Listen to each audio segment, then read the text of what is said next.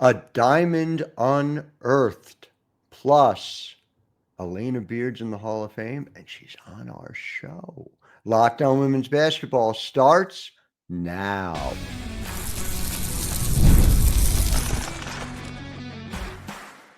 You are Locked On Women's Basketball, your daily podcast on women's basketball. Part of the Locked On Podcast Network, your team every day. Happy Thursday, everyone, and welcome to Locked On Women's Basketball. I'm your host, Howard Megdal, and I want to thank you for making us your first stop every day, showing up for us the way we show up for you 6 days a week, with even more coming next week.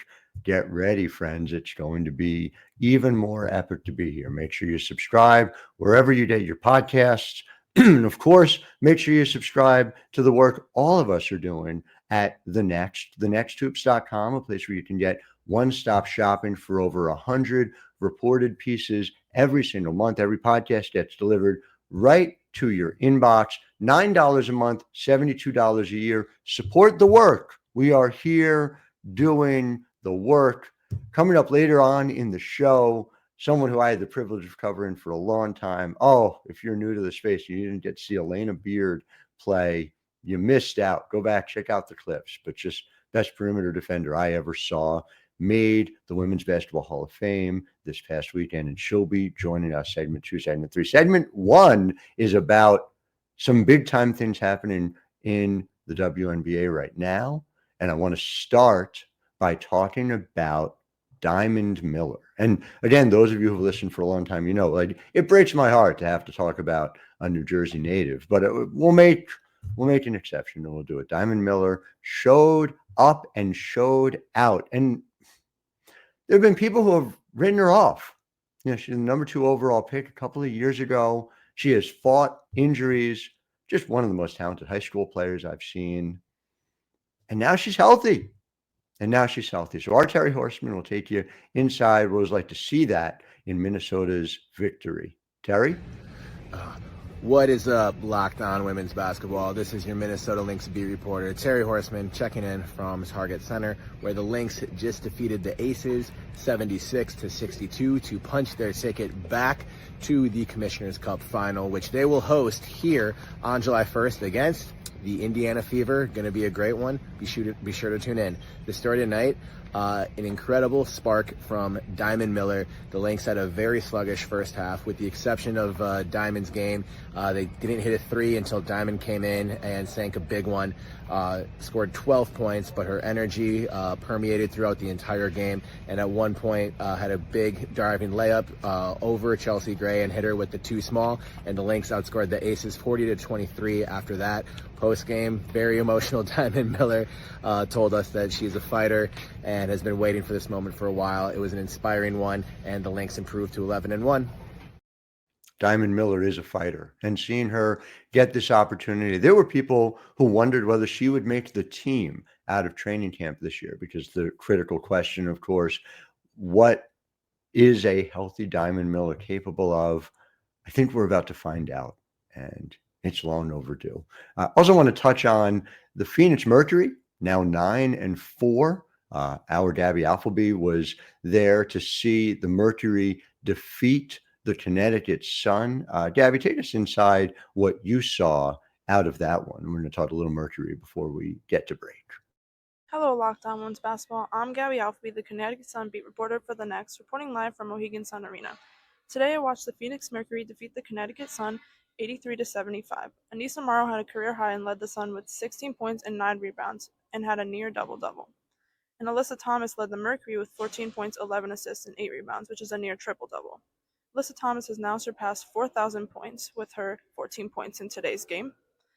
Anissa provided a lot of energy for the Sun today and showed she has no fear going up against star players like AT. Following the game, JC talked about how her team plays best together when they're getting stops and pushing the pace. Head coach Rashid praised his team for putting up a fight and competing with this team tonight. He said they had made a lot of improvement in just a few short weeks. Stay tuned for more coverage from all of us at the Next for the 2025 WNBA season.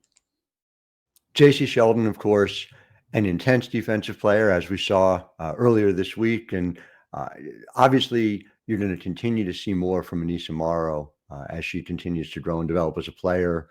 Sun have a lot of fight in them, and I say that metaphorically, although I just literally was also true earlier this week. But Sun are going to bear watching. The Mercury, though, 9-4, and the biggest thing for me about the Mercury is they're actually bottom half of the league in offensive efficiency right now, in an area that you expect them to get better and do more. Why do I expect that? Among other things, Talia Copper has played 40 minutes all season. And so if you had said to the Mercury before it started, you're going to be 9-4 and you're going to have 40 minutes total out of Talia Copper so far, they'd have taken that in a heartbeat. They're absolutely going to be in that race for those top 4 seeds, along with the Atlanta Dream, who we talked about yesterday on the show, and of course with the Indiana Fever as well. So it's going to be fascinating to see the way in which they develop in the coming weeks ahead. Big test for them tonight at New York. We're going to learn a lot about them the way we learned about Atlanta on Tuesday. So speaking of learning, I have always learned from Alana Beard. Always. On the court, off the court. It was always a pleasure to speak with her. She's in the Hall of Fame now. She did it reinventing herself mid-career. Just a remarkable story. And so glad we get to share this together. So back after this with Alana Beard, I am Howard Megdal, and you are listening to Locked On Women's Basketball. Locked On Women's Basketball is brought to you by Game Time. And there is nothing quite like the WNBA playoffs, but the closest thing, the NBA playoffs. Intensity, buzzer beaters, fans are all losing their mind. It's a really remarkable thing for you to be able to enjoy in between WNBA regular season games. And Game Time allows you to do it more than ever with killer last minute deals, panoramic seat views, and no surprise fees. You just pop on and you see these last minute deals that give you the opportunity to not only sit where you want to sit, but know exactly what the view is when you get there. That is clutch for everything, wherever you want to go, whether it's the NBA, the WNBA, Broadway, it doesn't matter. Game Time's got you covered. So take the guesswork out of buying tickets with Game Time. Download the Game Time app, create an account, and use code LOCKEDONNBA for $20 off your first purchase. Terms apply. Again, create an account and redeem code LOCKEDONNBA for $20 off. Download the Game Time app today. Last minute tickets, lowest price, guaranteed. Howard Megdal here, Locked On Women's Basketball. And as promised, the newly minted Hall of Famer Alana Beard is here to join us. I guess before we get into some of the details of her career, and for those of you who are maybe newer to this space, oh, you missed out because what a career that she had. Take me through what the feelings were like for you this past weekend as you're kind of reflecting on induction into the Hall of Fame. What are the moments that are like really sticking with you that keep coming back? Well, Howard, I think the moment that tops everything is the fact that my son was able to escort me in. Not sure that it was captured on the screen, on the streaming, but that was the highlight of it. And for him to sort of be in the stands, listening intently to sort of what I was saying via my speech had to be the best feeling ever. But on top of that, what I understand is, being inducted into the Women's Hall of Fame, it's a responsibility that comes with it. Considering, it sounds cliche, but the pioneers and the women who sort of paved the way for me to be standing on that stage, accepting that award. The entire weekend, it was a sense of calmness that came over me. And I remember, speaking with my mom about it, because I hadn't felt that calmness since I stepped on the court in Game 5 in 2016, against the Lynx. It was just, you've done the work, right? And you have to trust that work and that preparation will pay off. I don't know that I've covered a better game than that Game 5. I mean, that, for those who don't know, to the final second, 77-76 to capture a title for the LA Sparks that day. Is that when you sort of think back on the peaks, and there were a lot of them, Yeah. is that the peak of peaks in your WNBA career? Absolutely. It was that entire series, right? Because I recall, like, I mean, we couldn't beat the leagues, right? We would have like one-offs, but we couldn't consistently beat them during my entire tenure in LA. But it was that 2016 team where I knew we had something special. We had a good mix of vets and youth, and it was also the year that Candace Parker didn't get chosen for the Olympics, which still blows my mind to this day. But we used that to our advantage, which created that peak, and that series in general, but that season as a whole is something that I consider one of the top moments, if not the top moment in my career, because after 15 years or however many years I was in at that time, 12 or 13 years, this was work for, right? And to see it all come together, it takes a little bit of luck, a lot of talent, but an entire team from top to bottom being on the same page to accomplish something that's special.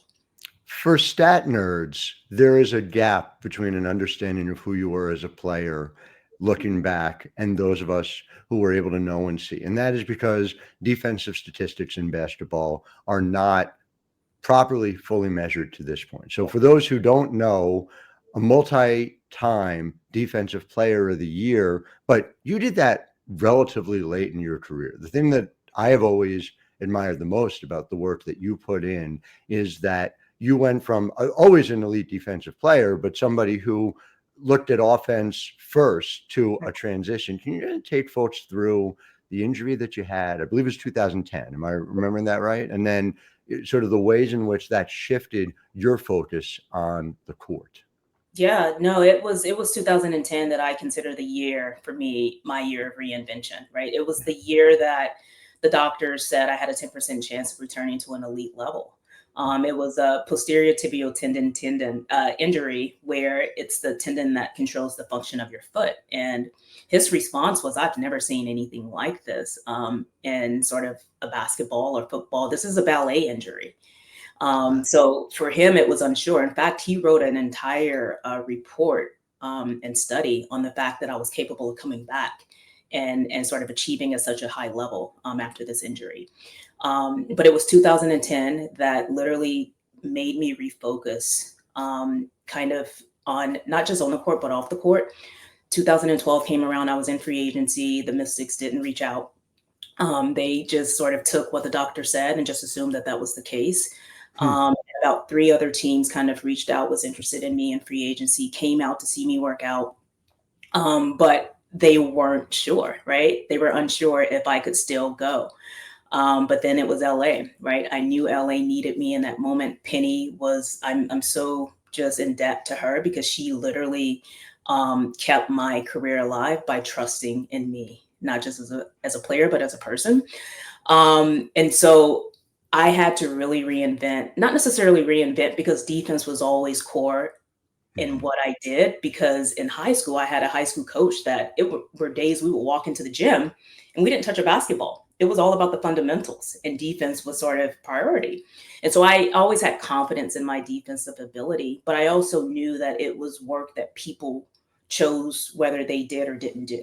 You don't need to be skilled at it. You just got to have a certain type of determination of heart and IQ for the game, right? And I knew that I had to make myself invaluable to a team. And that's why I hung my hat on defense.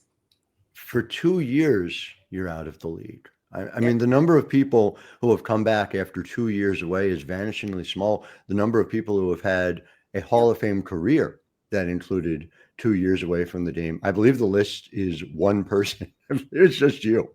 And so as you sort of considered that moment, I know how much you work with your foundation back home in Shreveport, Louisiana. Is that part of your connection with your hometown as a return at that time? Can you kind of take me through where you were able to reconnect, or was it a different time in your life? Because you've been everywhere over the course of this incredible career of yours. No, I have been everywhere. That wasn't the point of connection. In fact, I was always adamant about not building out a foundation while I was still playing, because I wanted to be immersed in it. And so it was 2019. I played my last game in LA. I had about a 5-month period before I transitioned into the venture capital space. So I took those 5 months and spent that time back in Louisiana. I stayed at my parents' house, and I always joke because I'll never do that again, Howard. I'll never ever stay at my parents' house for that length of time again. I love them to death. So during that 5-month period, I started going on like a listening tour, right? Started convening these small like town halls where I was sort of connecting with the mayor, political leaders, the superintendent of Caddo Parish School District, teachers, and the young women themselves, just to understand what they needed.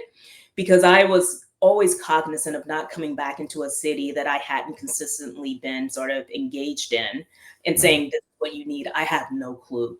And so the one thing that kept coming to the top of their list was just mentorship and guidance. That's easy for me to literally take everything that I've leveraged over the last 20 years and pour it back into the community. That's when I started sort of just really focusing on creating kind of this infrastructure for girls that focuses on mentorship, leadership development, curating these immersive experiences, and then intentionally introduce sports last, because I wanted to emphasize that it's only a small part of who you are. It's about building out the core of who you are and who you want to be. And sports is just a bonus to that. And so that's what we've done today. I mean, that's been your whole career, is mentoring. I remember those teams in LA where, people followed you around. The younger players would follow you around and talk about the ways in which they learned how to be a pro on and off the court. So when I think back to that period of time, it feels like you were preparing for life after basketball. But you talk about being so immersed, right? What was that transition like for you? I remember that series, the last series that you played in against Connecticut, and I think I asked you very politely not to retire, and I understand that it ultimately wasn't my call, but we always like to have players around that we can learn from. That's the best role in the media. But like, how did you make that decision at that time? I think, to be honest with you, I think I stayed a year too long. I never wanted to be the athlete that stayed because I knew that I could stay. I could have still been in someone's locker room to this day. But I also was aware that at the time it was only 144 spots. And who am I to continue to deprive another young woman who's worked their butts off as well of a spot? That's just how I think about it. But on top of that, I was craving the transition because of the work that I had put in. Again, I knew what I was stepping into next, unlike a lot of athletes who don't necessarily get the privilege of deciding when they're ready to walk away. I walked away knowing that I was ready to make that transition. And so I get asked a lot, do you miss it? And my immediate answer is no, right? I don't. I'm at peace because I knew how hard I worked at every single step of the journey. And to your point about the young individuals, who I had the privilege of mentoring, I took responsibility in that because it meant more than anything, because I was very privileged to have a Muriel Page, right? A Shamika Holsclaw, a Chastity Melvin. I had some really good vets who showed me what it meant to mentor sort of the younger generation. And I didn't take that lightly. It's interesting. And we're going to get a little more into this in segment 2, but just, you say staying a year too long, you were playing at an elite level in 2019 in that playoff series. You were coming off of 2 times being Defensive Player of the Year. It's kind of crazy that it took until 2017 for you to win that award for the first time. That's a whole different conversation. But, to be able to be a player who shows it at that end of the court, I know also every coach is looking for that. So I understand sort of those cross purposes there. It all makes sense. It's just we miss having you in the league on a regular basis. But Alana Beard is here. So a little bit more. I want to talk about the business side of the W as well. Back right after this. But first, Locked On Women's Basketball is brought to you by Olipop. Olipop is a new kind of soda made for people who love the classic taste of soda but want something that supports their health. With just 2 to 5 grams of sugar and 9 grams of probiotic fiber in every can, Olipop is reimagining soda in a way that's better for your gut. I have a daughter who is not a soda drinker, was not a soda drinker. Then she met Olipop. She loves every drop of the apple, is looking for that. And we feel good as parents having her drink that instead of something that has 39 grams of sugar, like in a regular Coke, or 44 grams in an orange Fanta. Olipop does it better. So get a free can of Olipop. Free. I mean, what's better than that? You just buy any 2 cans in the store and they'll reimburse you for 1. How do you do it? Go to Drink Olipop. That's DrinkOlipop.com/LockedOnNBA to claim your free can and find Olipop near you. That's DrinkOlipop.com/LockedOnNBA. Howard Megdal, Locked On Women's Basketball, back here with the great Alana Beard, newly minted Hall of Famer, justifiably so. And for those who don't know, there is much to learn off the court, Alana, from you as well. I just, from your perspective, you played, for those who may not be aware, from 2004 to 2019. And you think about sort of where the league was at the time that you retired and where the league is now. Take me through just your top line takeaways from what and how the WNBA is doing to grow itself since that time. Caitlin Clark. Well, hasn't hurt. Hurt. It's unreal, right? But obviously, it's the foundation was already laid for Caitlin Clark to come in and be who she is. And one thing that I've been pointing to lately is I've gone to games. I'm based in DC. Yeah. I've gone to sort of the Mystics games, a few here and there, maybe since I've retired. And about a month ago, I went to my first game in Indiana and experienced it as a fan. When I'm in DC, I still, get the privileges of walking in the back way and, just taking my time and being discreet in terms of how I get in. Sure. And so I was in Indiana about a month ago, flew in.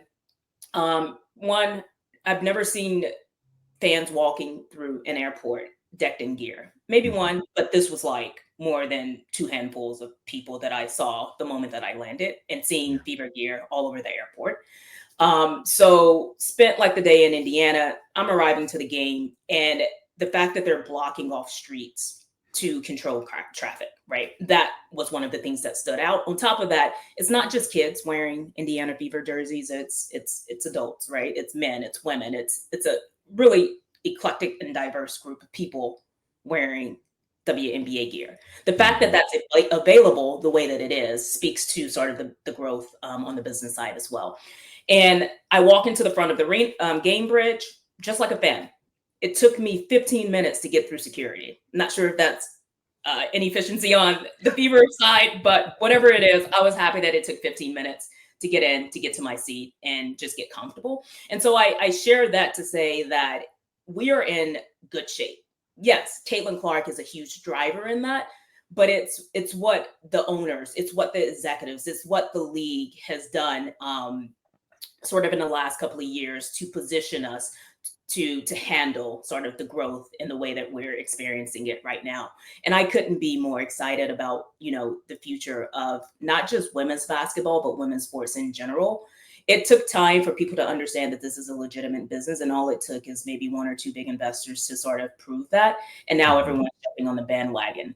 And people may take that as a negative, but I'm going to welcome all bandwagoners because it's only going to benefit everyone, that's involved, mainly the players. There has to be an on-ramp to making it bigger. There's, I get the resentment from some quarters, about this idea that there are folks who come in and they've been here a minute and they act like they've always been here and they know exactly what should happen next. But just this idea that we want to keep the sandbox small has never made any sense to me. And to your point, all those indicators are there. I remember, and it used to drive me crazy. I would come out of post game. I'd talk to you.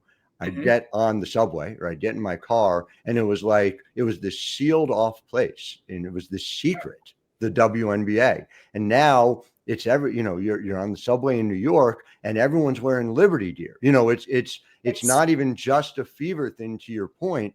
This infrastructure that's in place that, in my book, I write about this, the fact that Caitlin has obviously supercharged this, but without the infrastructure in place, she wouldn't have been able to do it. The Caitlin of 20 years ago wouldn't have had these opportunities because the infrastructure wouldn't exist. And so like, was Caitlin of 20 years ago. But that's right. That's exactly it. Yeah. If this had happened at a time, or by, the flip side of it, if ESPN was broadcasting all of the NCAA tournament games, and the NCAA, for reasons that boggle the mind to this day, didn't wait till 2023 to start using the March Madness branding for the women's tournament, their own branding. I mean, just this ultimate self-own, we'd have been having a very different conversation. But no, it makes a difference in all of these ways. I was covering Liberty Dream earlier this week, and there was this kids store, all kids merchandise for the New York Liberty. I took a picture and I sent it to my family because my kids are now older. They're, 15 and 11. But when they were toddlers and we wanted to get them, WNBA gear, it didn't exist. Right. Now there's a whole store for it. It's a store for it. Not to cut you off, but like, no, please. New York was another kind of venue that I, attended within the last month. And the way that they have just literally poured every single resource possible into ensuring that this team is successful has just amazed me. And I loved my experiences. It was probably one of the best experiences I had ever had, just from not just a sporting event, but an event in general. But then to your point about merchandise being readily available, not just for one demographic or one group of individuals. You think about Asia Wilson, right? And her shoe. And that selling out the way that it's selling out. But then I think she just recently announced a kid's shoe. Right. When has a woman ever announced a kid's line, right? I'm running to the store to get my kid at least 3 pair of those, right? Because that's something that I just take a lot of pride in supporting these women who are literally stepping into their power and understanding who they are. We talk about the business side of the WNBA, but it is the women who are driving this, right? They are stepping into sort of owning who they are, making sure that it's communicated the way that they want it communicated. And I don't think that there's a better person that's doing that at the highest level than Asia Wilson, right? And it shows through the commercial, the Nike commercial that was just launched. And I don't think that there's been a better commercial since the I Want to Be Like Mike Nike commercial, right? That is synonymous to me.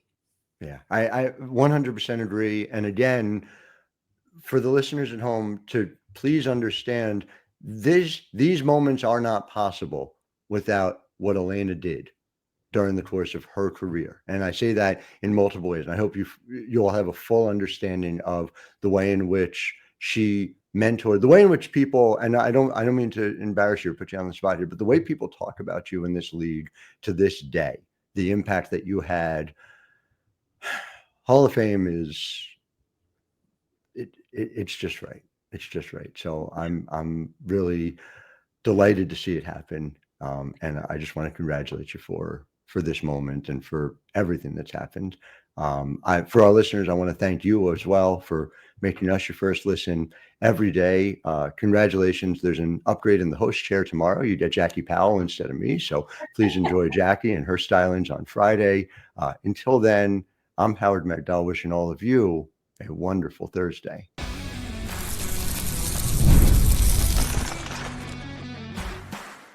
You are Locked On Women's Basketball, your daily podcast on women's basketball. Part of the Locked On Podcast Network, your team every day.